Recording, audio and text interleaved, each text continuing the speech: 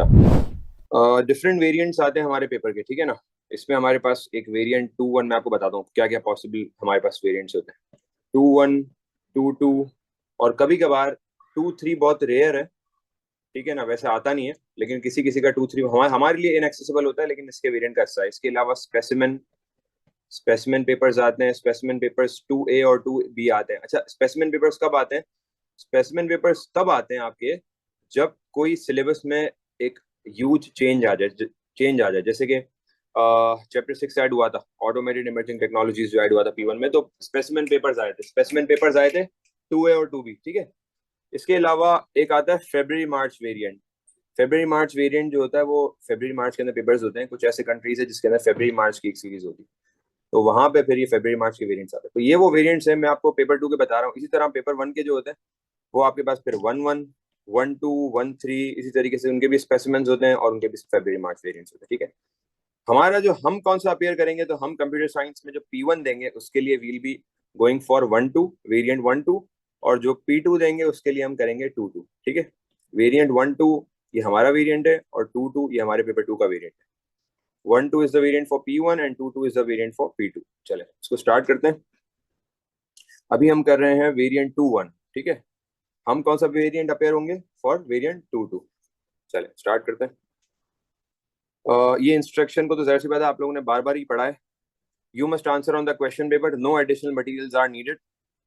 कोई extra material की जरूरत नहीं है। 1.25 घंटे का पेपर है आपके पास, 1 hour 45 minutes। हम 2210 के लिए अपेयर हो रहे हैं, और जो हमारे साथ 0478 वाले स्टूडेंट्स हैं उनका भी पेपर जो फाइनल पेपर होगा वो हम सबका सेम आएगा। बस फर्क ये होगा कि आपके पेपर पे 0478 लिखा हुआ होगा, ठीक है। इंस्ट्रक्शंस क्या? Answer all questions, use a black or dark blue pen. Basically dark blue pen is preferred, ठीक है। बॉल पेन जो ज्यादातर यूज होते हैं, और जो इंक पेन होते हैं वो इसलिए, वो ऐसा नहीं है कि अलाउड नहीं है, वो इसलिए मना करते हैं क्योंकि उसकी इंक फैलती है। You may use N HB pencil for any diagrams और ग्राफ्स। आप अपने साथ पेंसिल रखना लाजमी, पेंसिल बहुत काम आएगी। Right your name, centre number, candidate number in the boxes at the top of the page. ये आप लोगों ने, मेजॉरिटी ऑफ द स्टूडेंट्स ने ऑलरेडी पहले पिछले साल पेपर दिए हैं, तो आप लोगों को पता है कि किस तरीके से बॉक्सेस को फिल करना है, सेंटर नंबर, कैंडिडेट नंबर और नेम।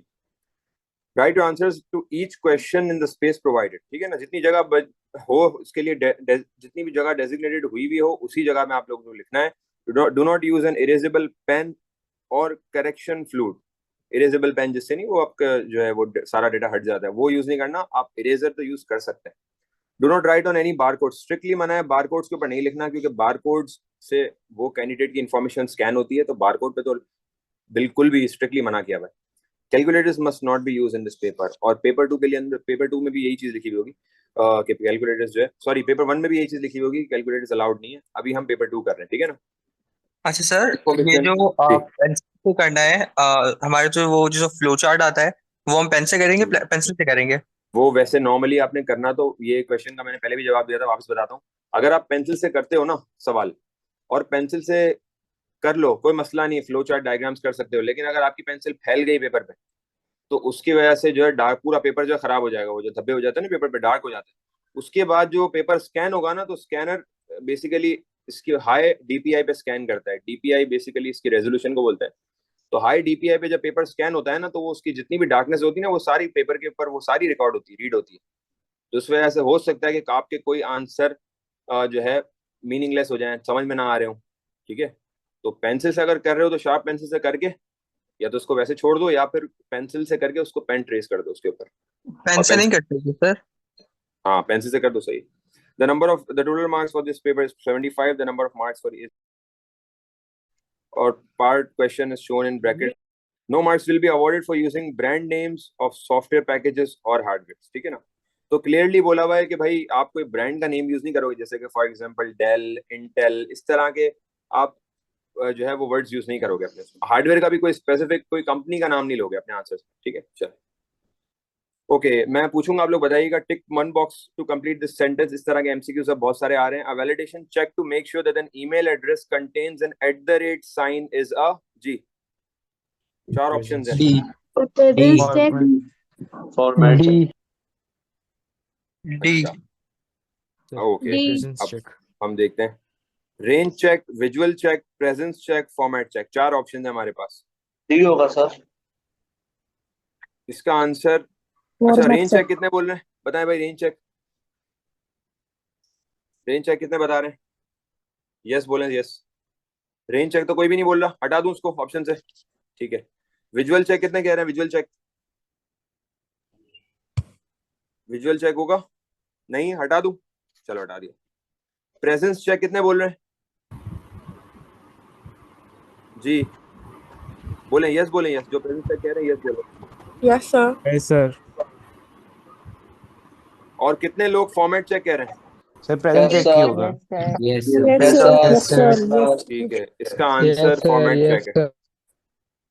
इसका आंसर जो है फॉर्मेट चेक। सर लेकिन फॉर्मेट तो डेट और वो उसके लिए अब नहीं मैं आपको होती बताता टाइम। हूँ, जरूरी थोड़ी है, जरूरी थोड़ी है। फॉर्मेट चेक के अंदर कोई भी ऑलरेडी प्री डिसाइडेड फॉर्मेट को यूज करा जा सकता है। फॉर एग्जांपल CNIC का एक फॉर्मेट है, 42301 डैश आ रहा है इसमें 5 डिजिट्स के बाद, फिर 2075362 और फिर डैश आ रहा है। तो ये एक फॉर्मेट है। फोन नंबर का एक फॉर्मेट होता है, 033 डैश आ रहा है, तो ये डैश एक फॉर्मेट है। सही है? तो वो कह रहा है कि ईमेल से भी होता है। Check to make sure that an email address contains an @, तो @ ये ईमेल एड्रेस की रिक्वायरमेंट है, ये इसके फॉर्मेट का हिस्सा है, इसके बगैर ईमेल अधूरी है। ठीक है, इसलिए फॉर्मेट चेक। प्रेजेंस चेक तो आप पूरे स्ट्रिंग के लिए करते हो ना। प्रेजेंस चेक इसलिए नहीं है क्योंकि ये आप पूरे स्ट्रिंग के लिए चेक करते हो कि यूजर ने कुछ डाला है या एम्प्टी है, कहीं स्ट्रिंग एम्प्टी तो नहीं है। तो हम एम्प्टी की तो बात ही नहीं कर रहे। ठीक है, चले आगे बढ़ते हैं। 4 डिस्क्रिप्शंस ऑफ, जी सर मुझे ये पूछना था, जो ये वाला क्वेश्चन है इसके अंदर अगर हमारे पास ऑप्शंस में कैरेक्टर चेक देते हैं तो वो यूज कर सकते थे हम? वो कर सकते हैं, फिर वो करेक्टर चेक की तरफ चले आते हैं। सही है। 4 descriptions of programming concepts and 5 programming concepts are shown. Draw one line to link each description to the most appropriate programming concept. Not all programming concepts will be used. Clearly बोला हुआ है कि भाई सारे programming concepts यूज नहीं करना।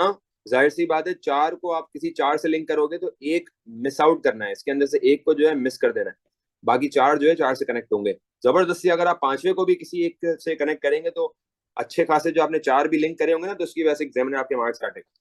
Okay, अब हम डिस्क्रिप्शन में पढ़ रहा हूँ, आप बताइएगा किससे मैं कनेक्ट करूं। A subroutine that may not return a value. जी प्रोसीजर। ठीक है, प्रोसीजर के पास वैल्यू रिटर्न नहीं होती। सही है। अच्छा, अब आपको मुझे एक बात बताओ, आप लोगों को वो याद है ना, लोकल वेरिएबल ग्लोबल वेरिएबल का difference?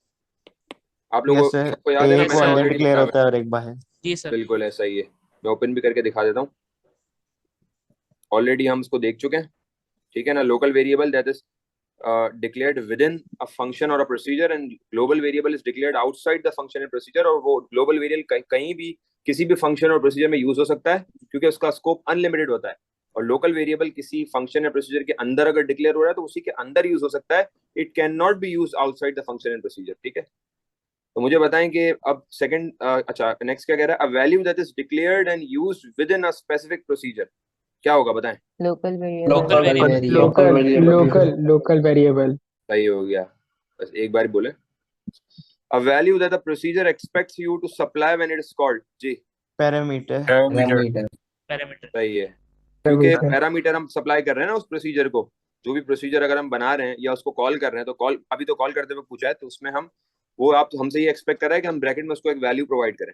A subroutine that will always return a value। जी ठीक है, बेहतरीन। Function। ये आपका एक मिस आउट हो गया। कौन सा मिस आउट हो गया? आपका ग्लोबल वेरिएबल मिस आउट हो गया। चले आगे बढ़ते हैं। Write the pseudocode to use a procedure named average that passes the value 25 and 50 to the procedure। जी भाई, हमें एक प्रोसीजर बनाना है और वो प्रोसीजर एवरेज के नाम से होगा, जिसके अंदर 25 और 50 दो वैल्यूज वो हो रही हैं, कॉल हो रही हैं, पास हो रही हैं। तो ये हम बताओ कि हम प्रोसीजर क्रिएट वाली लाइन लिखेंगे या प्रोसीजर कॉल वाली लाइन लिखेंगे? कॉल वाली लाइन। ठीक है, कैसे लिखेंगे? कॉल प्रोसीजर का नाम क्या? Call procedure average. नहीं, प्रोसीजर का वर्ड नहीं लिखना होता। जब आप कॉल करते हो तो डायरेक्ट कॉल लिख के फिर प्रोसीजर का नाम लिखना है। ठीक है, प्रोसीजर का नाम आ गया, फिर क्या होगा आगे? ब्रैकेट में 25 और 50। 25 फिर कॉमा 50। ये बन गया। आपको 2 मार्क्स। आप देख रहे हो, आपको इतना सा लिखने के लिए यार 2 मार्क्स दे रहा है आपको। सर समझ नहीं आया मुझे। ये कॉल करा रहा हूँ बेटा। सर कॉल तो ये कैसे होता आंसर है? क्या देगा? 25 50 मतलब स्टेटमेंट से मैच बस थोड़ा ये सा। 50 और 25 एवरेज के अंदर जो एवरेज बना हुआ है, यहाँ पर हमें सिर्फ वैल्यूज देने का बोला है, आंसर हमें नहीं मांगा। आंसर जो भी दे, एवरेज जो बना हुआ होगा उसके कोड में जाएगा और उसका आंसर निकालेगा। ठीक है, हमें तो सिर्फ कॉल कराना है। मैं आपको ओपन करके दिखाता हूँ। हमने प्रोसीजर, जब कॉलिंग प्रोसीजर पढ़ा था, काफी पीछे पढ़ा था हमने, लॉजिक गेट से पहले पढ़ा था, फंक्शंस के बाद पढ़ा था। ये रहा प्रोसीजर, ये रहा। याद आ गया कॉल कैसे करते हैं? कॉल का वर्ड हाँ। लिखते हैं, प्रोसीजर का नाम लिखते हैं, और फिर जो भी वैल्यू आपने पास करनी है वो लिखते हैं। ठीक है, 2 वैल्यूज है तो कॉमा के साथ लिखेंगे। क्लियर है भाई सबको? चलो आगे बढ़ते हैं। Outline the role of procedures and functions in creating a program that is easier to maintain. वो कह रहा है कि प्रोसीजर और फंक्शंस का क्या रोल है प्रोग्राम्स के अंदर, जो प्रोग्राम को जो है ऐसा प्रोग्राम जो easier to maintain है। easier to maintain का मतलब क्या होता है कि जैसे मैंने आपको रिसेंट हमने जो क्लास की थी, मैंने आपको बताया था ना कि मेंटेनेबल प्रोग्राम को लिखने की जो वो हमने चीजें करी थी, तो उसके अंदर प्रोसीजर का क्या रोल है, फंक्शंस का, मतलब ओवरऑल ये पूछ रहा है सब रूटीन्स का क्या रोल है। जी भाई बताएं। सर इजियर कर देते हैं, कैलकुलेशन ज्यादा हमें जरूरत नहीं है। प्रोग्राम को कोड को शॉर्ट कर देते हैं। सिंपलर कर देते हैं, तो एक एक करके करते हैं। It makes the program simpler. जी भाई नेक्स्ट बताएं, क्या बता रही हैं आप? सर लॉजिक को इजियर बना देते हैं। लॉजिक को इजियर, वो तो बाहर भी बन सकता है अंदर भी बन सकता है, प्रोसीजर फंक्शन को यूज करे बगैर भी हो सकता है। जी अबू बकर क्या बोल रहे हैं? सब बार बार एक ही चीज हमें लिखनी नहीं पड़ती, एक बार बिल्कुल आराम से सही उसको है, कॉल करना है। बेहतरीन, ऐसा ही है। रिपीटेटिव, हमें कोड को रिपीटेटिवली नहीं लिखना, बार बार नहीं लिखना जरूरत, बार बार लिखने की जरूरत नहीं है। ठीक है ना? तो हम इसमें लिखेंगे कि codes are not repeated again. ठीक है, और सर बिल्ट इन फंक्शन को बगैर क्रिएट क्या किए हम होगा? कॉल कर सकते हैं। बिल्ट इन फंक्शन को बगैर नहीं, वो तो एक बिल्ट इन फंक्शन की खासियत है ना, वो तो ओवरऑल प्रोसीजर फंक्शंस की नहीं है। और क्या हो सकता है? और सोचो, अगर, अच्छा अब मैं आपको बताता हूँ एक और, अगर मुझे एरर्स को करेक्ट करना हो तो क्या मेरे लिए आसान होगा यहाँ एरर्स को करेक्ट करना? देखो भाई, ये हम प्रोसीजर फंक्शंस का मतलब क्या, मॉड्यूल्स है ना, ये सब रूटीन्स बेसिकली मॉड्यूल्स को बोलते हैं ना। स्ट्रक्चर डायग्राम में हमने क्या पढ़ा है, मॉड्यूल अलग अलग उसमें डिवाइड हो जाता है ना, हम एक प्रॉब्लम को सब प्रॉब्लम्स में डिवाइड कर देते हैं। तो अगर फॉर एग्जांपल सारे मॉड्यूल सही चल रहे हैं और इस मॉड्यूल में गड़बड़ है, तो मुझे क्या पूरा प्रोग्राम चेक करना पड़ेगा वापस?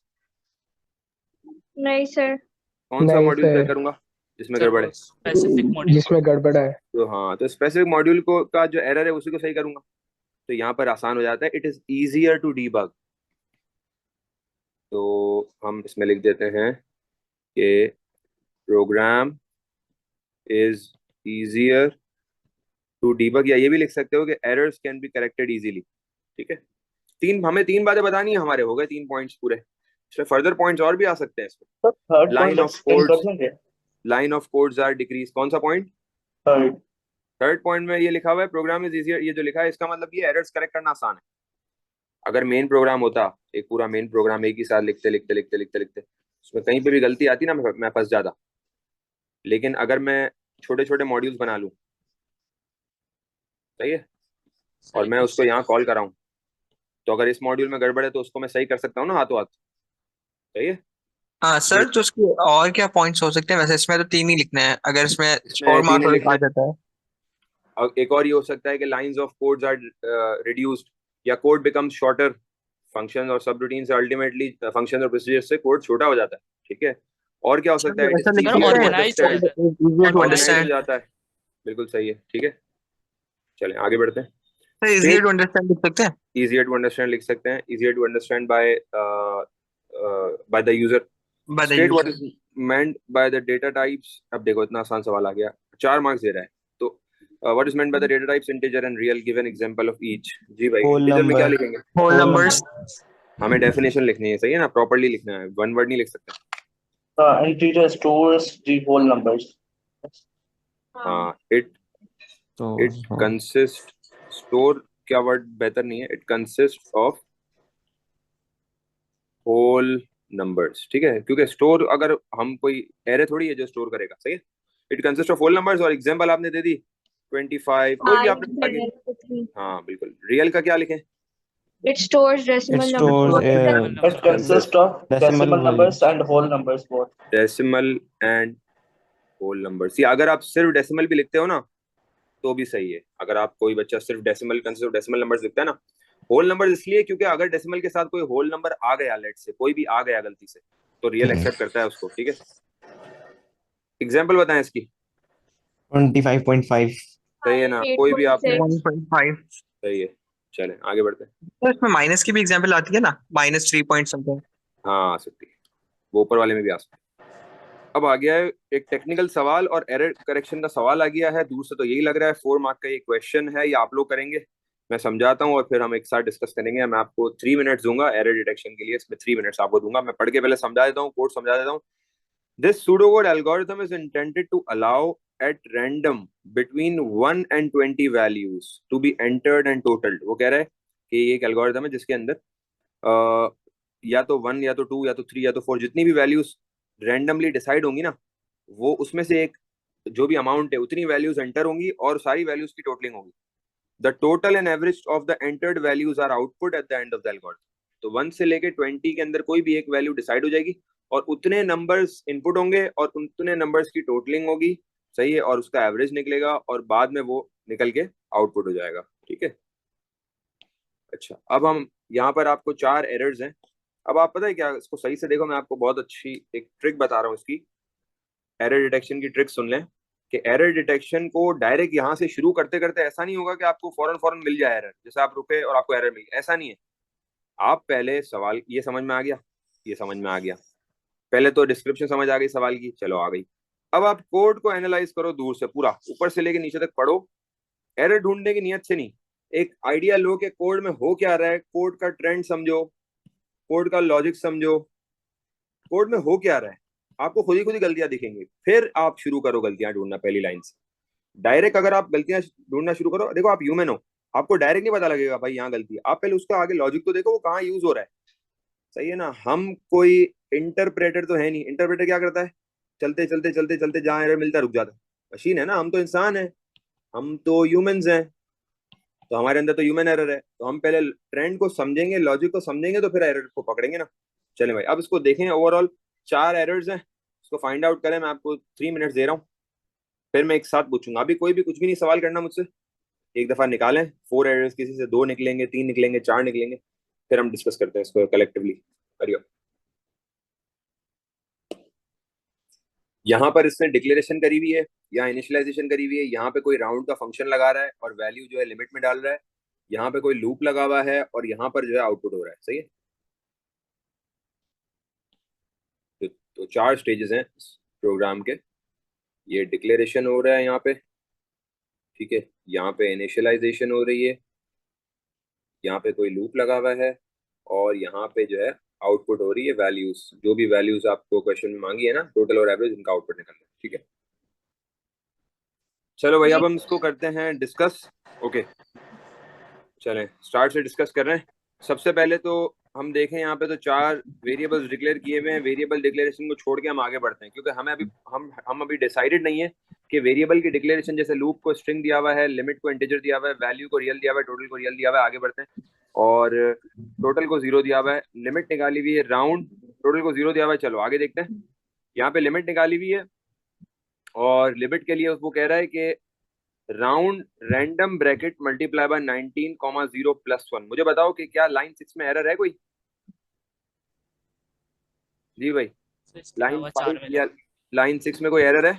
नो, नहीं है एरर, लाइन 6 में कोई एरर नहीं है। अगर आप गौर से देखोगे ना तो रैंडम का फंक्शन यूज हो रहा है, ऐसे ही होता है यूज। इसने बोला है कि 1 से लेके 20 तक की वैल्यूज लेनी है ना, तो वो रैंडम बुला रहा है 0 से 19 तक और फिर उसको क्या कर रहा है, +1 कर रहा है, सही है ना।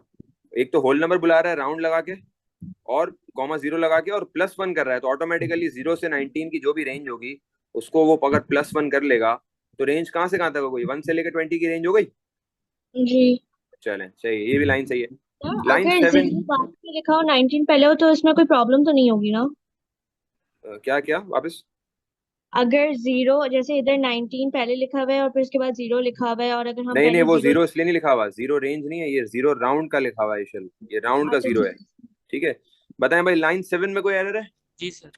यस क्या सर। एरर है? जी सर। फॉर आना चाहिए, फॉर आना चाहिए, ठीक है। इफ गलत लगा हुआ है, यहाँ पे फॉर आना चाहिए। यहाँ पे आपका जो है, रुक जाए, फॉर का वर्ड आना चाहिए यहाँ पे, ये हो गया फॉर। और फिर एक ऑटो काउंटर इन्होंने लिया हुआ है लूप, ठीक है ना। एक ऑटो काउंटर, यहाँ पे तो ऑटो काउंटर आता है ना फॉर के बाद, तो जी। ये इन्होंने एज इन लूप लिया हुआ है, ठीक है, कोई भी ले सकते हैं, उन्होंने लूप लिया हुआ है।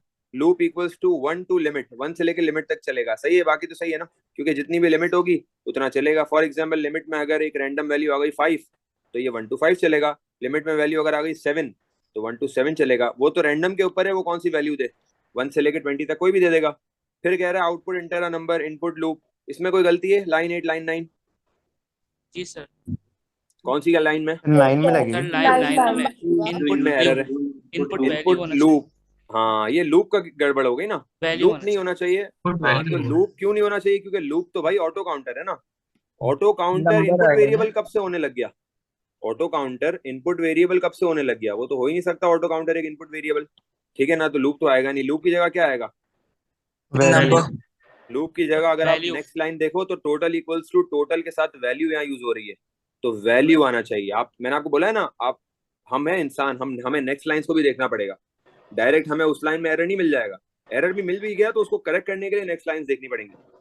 तो आगे पता लगा कि वो तो वैल्यू का वेरिएबल यूज कर रहा है, वैल्यू का आगे वेरिएबल यूज कर रहा है। मैं वही बता रहा हूँ कि वो वैल्यू का वेरिएबल यूज कर रहा है, वो नंबर की जगह पे वैल्यू का वेरिएबल यूज कर रहा है, तो हमें भी वैल्यू का वेरिएबल यूज करना पड़ेगा लूप की जगह। और लाइन 10 को देखें अगर, प्लस तो total equals to total multiply पे वैल्यू लगाया हुआ है, क्या हो जाएगा ये? प्लस। हाँ, तो यहाँ पर प्लस हो गया, ठीक है। और नेक्स्ट लूप लगा हुआ है, सही है, फॉर लूप को घुमाएगा, आउटपुट हो गया, टोटल आउटपुट हो गया average equals to total divide by limit. Fourth error कहाँ पर है? फर्स्ट लाइन में नंबर लाइन 1। लाइन 1 में क्या एरर है? इंटीजर सर ये लूप को स्ट्रिंग स्ट्रिंग नहीं आएगा, क्या आएगा? इंटीजर आएगा। कैसे पता लगा? क्योंकि आप देखो ना, लूप जो है वो ऑटो काउंटर है। ऑटो काउंटर की डेटा टाइप तो, अगर चलो वैसे तो हम डिक्लेयर ही नहीं करते ना। मैं आपको क्या बोलता हूँ, ऑटो काउंटर अगर आप फॉर लूप चला रहे हो, for example for count equals to 1 2 5 चला रहे हो, तो काउंट को तो वैसे भी कोई जरूरत नहीं है डिक्लेयर करने की, मतलब इट्स नॉट रिक्वायर्ड। लेकिन अगर आप कर रहे हो तो भाई डेटा टाइप तो सही लगाओ। स्ट्रिंग कहाँ से लगा दी? तो स्ट्रिंग नहीं हो सकता, इंटीजर हो जाएगा, बिल्कुल सही होल है। नंबर्स होंगे ना सर, तो इंटीजर लगेगा। होल नंबर होंगे सर क्योंकि ऐसा ऑटो कर सकते हैं काउंटर कि है। करेक्शन में हम कहेंगे इसको डिक्लेयर करने की जरूरत ही नहीं है। अब हम इसमें नहीं, डिक्लेयर करने की जरूरत नहीं, ये नहीं बोल सकते, डिक्लेरेशन एरर है। मैंने आपको बताया ना, देखो आप, ये एरर, आप कोई एड ऑन एरर नहीं डालोगे। एड ऑन एरर का मतलब है आप ये नहीं बोलोगे कि डिक्लेयर क्यों किया, ये वाई वाली ऑब्जेक्शन नहीं उठा सकते, सही है। और डिक्लेयर नहीं हुआ हुआ होगा तो ये नहीं बोलोगे कि डिक्लेयर नहीं हुआ हुआ डिक्लेयर करो। एड ऑन एरर्स इसके अंदर नहीं ऐड होते, जो हुआ हुआ है उसमें गलती बताओ। समझ आ रही है? डिक्लेरेशन हुई भी है ना, अब इसके अंदर से एरर निकालो। एक सेकंड में ये लिख लूं, इसके बाद फिर लाइन सवाल। नंबर 12 में भी गलती है। लाइन नंबर 12 में तो कोई गलती नहीं है। The total of the number entered is total, सही है। क्या गलती है? टोटल 0 है। बेटा टोटल का फॉर्मूला लगा हुआ है। दक्ष क्या हो गया है, क्या कर रहे हो? फॉर लूप चलेगा 1 से लेके लिमिट तक, तो फॉर टोटल की वैल्यू जितनी आ जाएगी कैलकुलेट होकर यहाँ से। क्या हो गया बेटा, लॉजिक हिल गया क्या तुम लोगों का? The average of the numbers entered is total divide by limit, ये भी सही है। जी ईशल क्या बोल रही हैं आप?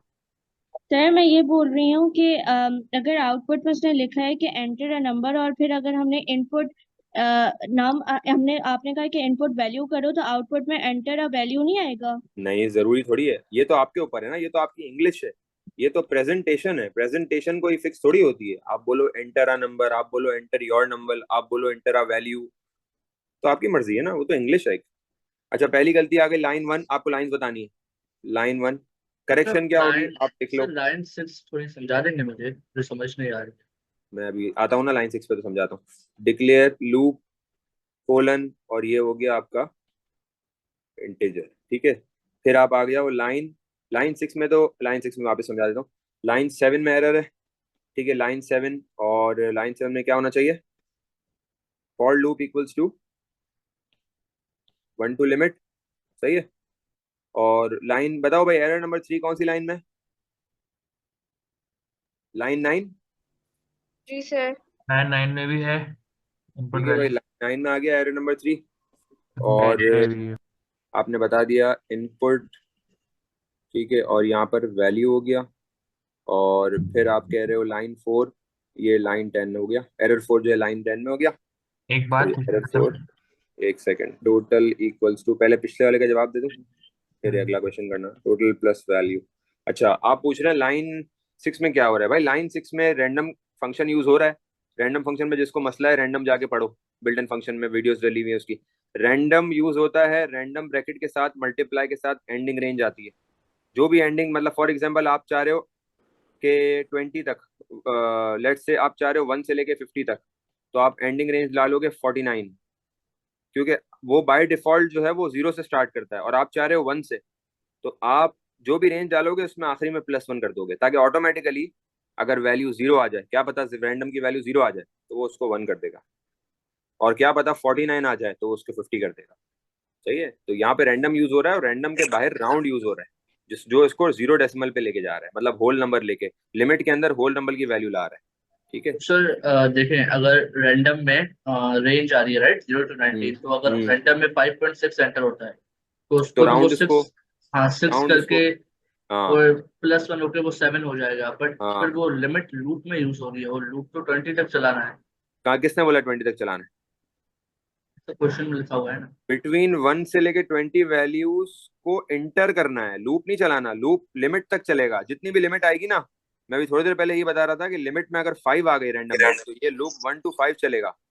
सही है, लिमिट में रैंडम वैल्यू डिसाइड करेगी कि लिमिट क्या होनी चाहिए, 1 से लेके कितनी चलेगी, ये बोल रहा है। 1 से लेके 20 ये जो बोल रहा है ना, ये बोल रहा है रैंडम वैल्यूज में से कोई भी एक रैंडम वैल्यू आएगी, फिर उस वैल्यू पे लिमिट डिसाइड हो जाएगी। समझ आएगी?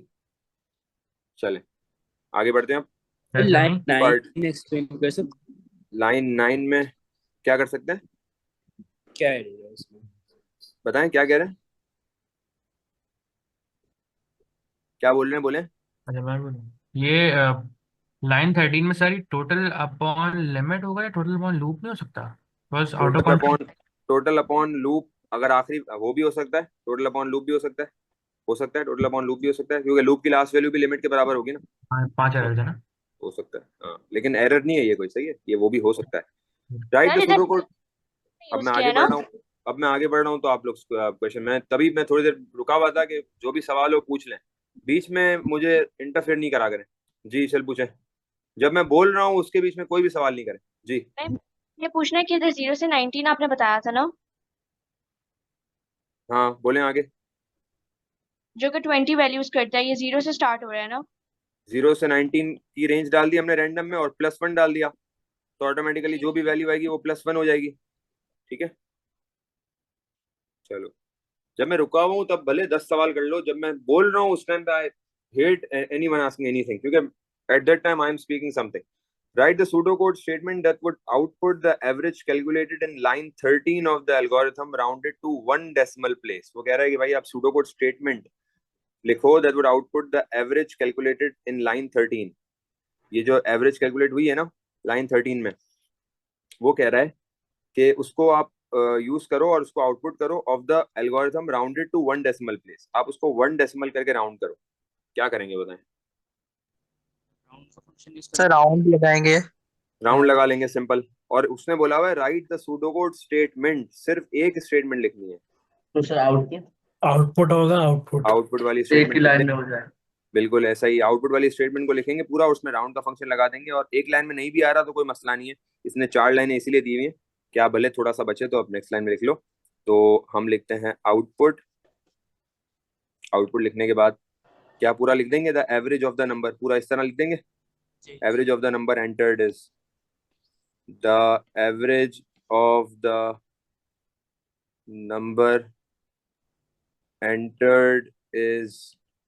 चले यहाँ से ये बंद हो गया, कॉमा लग गया, बताएं भाई क्या करूं, राउंड लगाऊं? सर राउंड का फंक्शन, राउंड का फंक्शन राउंड राउंड ब्रैकेट में क्या आएगा, 1 क्या आएगा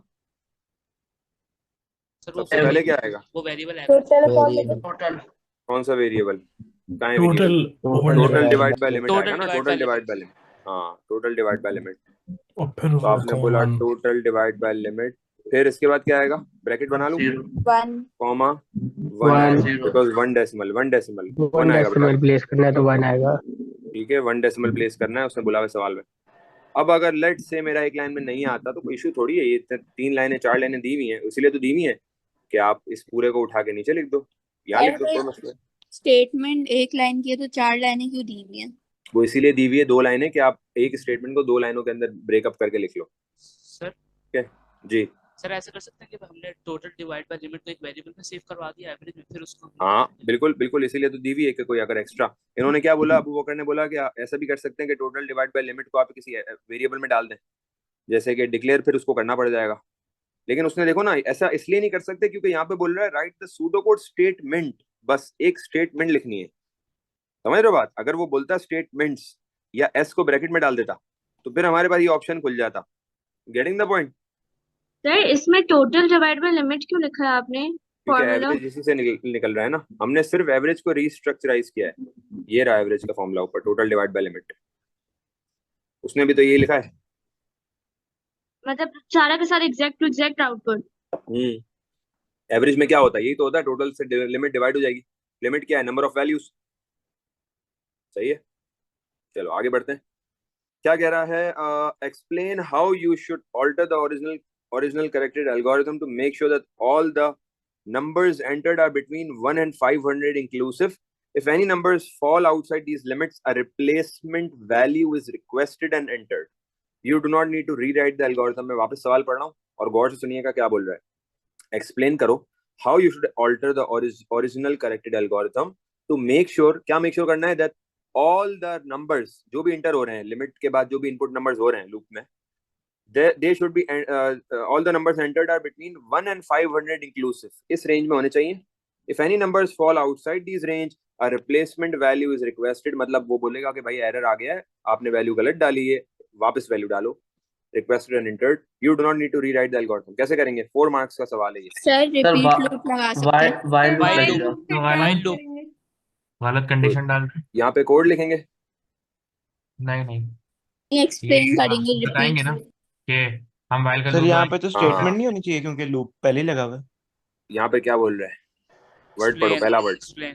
देख रहे हो? इतना इंपॉर्टेंट वर्ड है ये कि इससे पूरा आंसर गलत भी हो सकता है, पूरा आंसर सही भी हो सकता है। कुछ बच्चे यहाँ सूडो कोड लिख देंगे, भले सही लिखा हो, जो भी लिखा हो, एग्जामिनर डायरेक्ट क्रॉस करेगा। क्यों? क्योंकि the word is explain. You do not have to write pseudo code, you have to explain what you will be writing in your pseudo code. आपने बताना है कि आप लूप यूज करोगे, क्या करोगे, तो बताएं भाई। सबसे पहले क्या होगा? सबसे पहले while to end while loop। While to end while किस पे लगेगा? सबसे पहले क्या होगा? उससे भी पहले Declare। इनपुट होगा। पहले तो इनपुट होगा ना। अब आपको ये इसकी जरूरत नहीं है, ये डिक्लेरेशन वगैरह ये सब बताने की जरूरत नहीं है। आप नीचे आ जाओ, आप फॉर को भी छोड़ दो, आप इस जगह पर हो। अभी आप इस जगह पर हो, इनपुट हो रहा है, सही है, आप इस जगह पर हो। तो सबसे पहले तो वैल्यू इनपुट होगी, और उसने क्लियर बोला हुआ भी, यू डू नॉट मैसेज भी नीड टू चलाएंगे rewrite the sir. Algorithm. Clearly मना किया हुआ इसने, you do not need to rewrite the algorithm. तो अब हम उसी पॉइंट से लेंगे। सबसे पहले हम बोलेंगे a value is input by the user. फिर क्या हो जाएगा? while सर loop वो वाइल लूप डाल देंगे। अब हम बोलेंगे वाइल लूप। अब देखो वाइल लूप की जब आप बताना तो उसको वाइल चाह रहे हो, लेकिन आप वाइल नहीं लिखोगे। मुझे बताओ वाइल लूप का एक नाम है, क्या नाम है? वाइल लूप को क्या कहते हैं? Sir Precondition loop। Pre condition loop. Pre conditional loop, बिल्कुल सही है। While loop is known as pre conditional loop. आप इसमें प्री कंडीशनल लूप का वर्ड यूज करोगे, वाइल लूप का वर्ड यूज नहीं करोगे। इसी तरह अगर आपको अपनी एक्सप्लेनेशन में फॉर लूप लिखना हुआ तो क्या लिखोगे? क्या बोलते हैं फॉर लूप को? Post Count control loop. Count control loop. Control loop, बिल्कुल सही है। बहुत मैं बता रहा हूँ ये terminologies, these terminologies matters a lot. इसी तरह अगर आपको रिपीट अंटिल का लिखना हुआ तो क्या बोलोगे? Pre condition loop. पोस्ट नहीं, पोस्ट कंडीशन लूप, बिल्कुल सही। Post condition loop.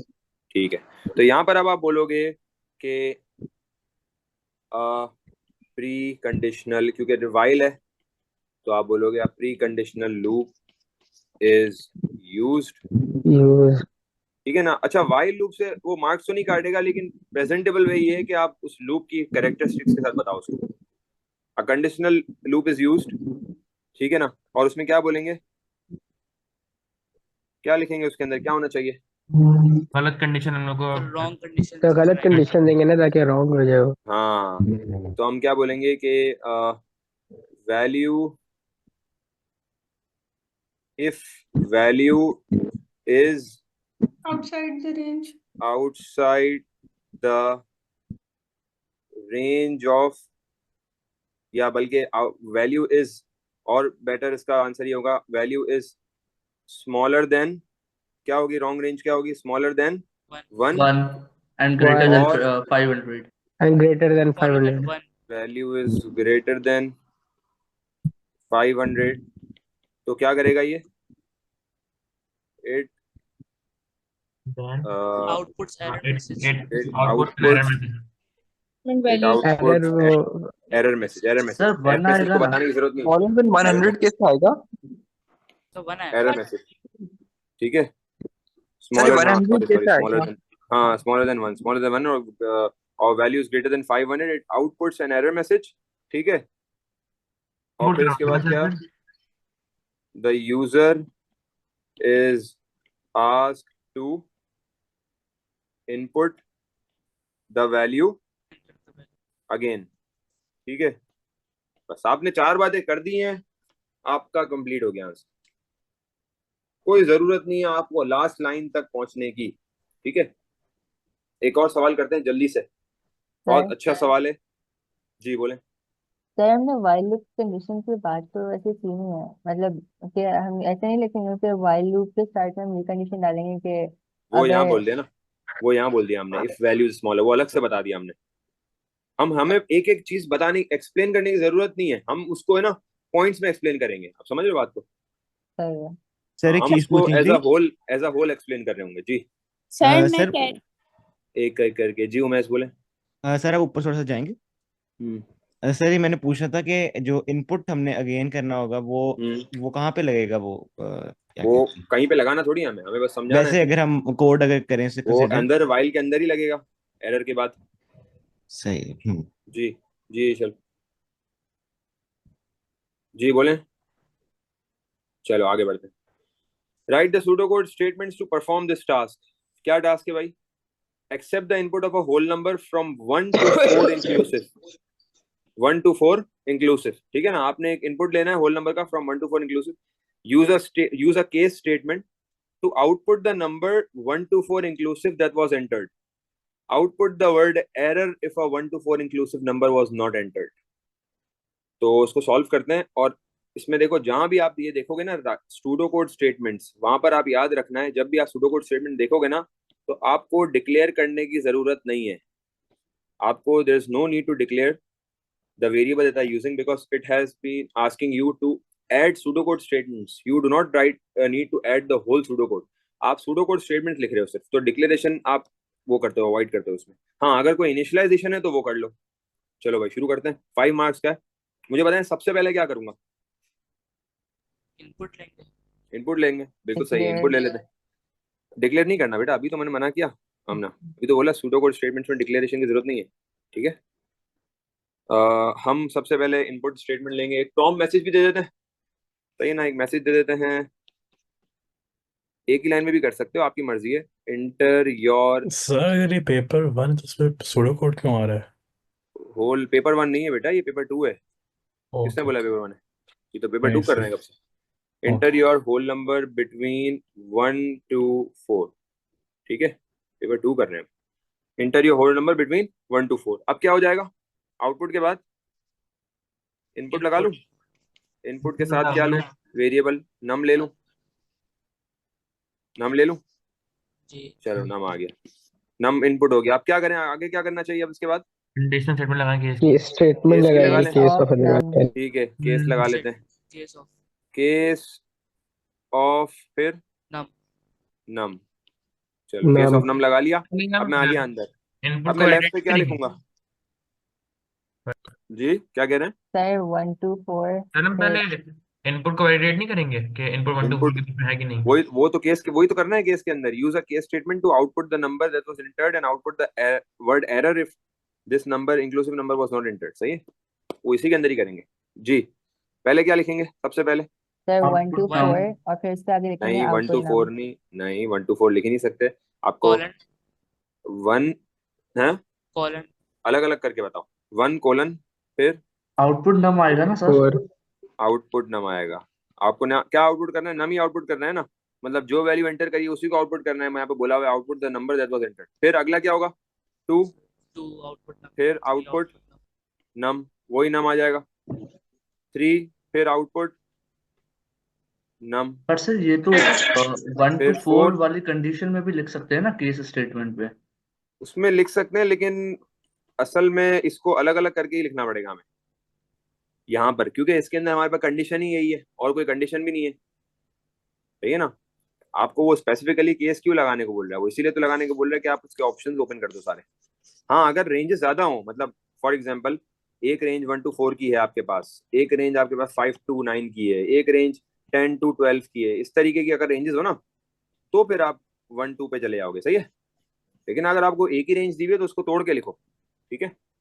ज्यादा मार्क्स का भी है ना इस हाँ, वजह से। और मार्क्स भी ज्यादा है ना। अदरवाइज फिर क्या आ जाएगा? अदरवाइज। अदरवाइज के साथ क्या आएगा? Error. Output error. Output error. अच्छा, मैं ई जो है इस तरह लिखता हूँ, आप लोगों को पता है ना, ई मेरा इस तरह है, तो इस तरह भी लिख सकते हो, इस तरह आपकी मर्जी है भाई। ठीक है, चलो अब क्या करें? क्लोज कर दें इसको एंड केस। एंड क्या आपने वहां पर वो एरर की कॉमा नहीं थी? नॉट सॉरी, नॉट कॉमा, वो ब्रैकेट। कौन सा वाला? कोटेशन अदरवाइज क्लोज के लिए। अदरवाइज के बाद ब्रैकेट थोड़ी लगता है। सॉरी सॉरी, वो ब्रैकेट नहीं, ये जो आपने ऊपर दिया हुआ है ना, कोलन, क्या कहते कोलन डालना जरूरी नहीं हम है। वेरिएबल। कौन सा वेरिएबल बेटा? नहीं, वो कुछ और कह रहा था, सर समझ गया। Inverted sir comma. आपने आउटपुट एरर के अच्छा, पीछे ये कॉमा वाला। दे दिए। अच्छा, ओके भूल ओके। गया नाम, जुबान पे नहीं हाँ हाँ, अपोस्ट्रोफीज, अपोस्ट्रोफीज, सर अपोस्ट्रोफीज बोलते हैं इसको जी। हम लोग अदर आउटपुट की स्टेटमेंट अदरवाइज की नीचे वाली लाइन में लिख सकते हैं। नीचे वाली कहाँ? लाइक और लाइक इसमें तो अभी स्पेस नहीं है, लेकिन अगर हमारे पास स्पेस हो तो हम अदरवाइज करके फिर नीचे लाइन में आउटपुट एरर हाँ, कर सकते हैं। लिख सकते हैं, लेकिन जरूरत नहीं है ना, अदरवाइज को एक ही लाइन में लिखो। सर समी, अदरवाइज वाली लाइन को, इसके अंदर हाँ 5 मार्क्स की डिस्ट्रीब्यूशन क्या है? इसकी मार्क्स की, हाँ, इसमें एक अगर हम मार्क्स। देखें, 5 मार्क्स की डिस्ट्रीब्यूशन, तो इसमें अगर मैं देखूं तो भाई यहाँ पे आपको इसको 1 मार्क, इस इनपुट एंड आउटपुट इसको 1 मार्क, बाकी 3 मार्क इसको केस को दे रहा है, बाकी की लाइंस को। इस तरीके से इस टाइप की जो है ना आपके पास, आप एक आइडिया लगा लो कि कोड को ब्रेक कर लो बस आप सिंपल 5 पार्ट्स में। ये हम नेक्स्ट क्लास में करेंगे। क्वेश्चन 6 आप लोग खुद लाजमी करो, खुद लाजमी, कोई बहुत अच्छा फ्लो चार्ट है, बहुत मजा आएगा, इसको खुद सॉल्व करो। क्वेश्चन 6 को, 7 को, 8 को इसको सॉल्व करो, 9 को सॉल्व करो, उसको हम इंशाल्लाह फिर कल करेंगे। ठीक है।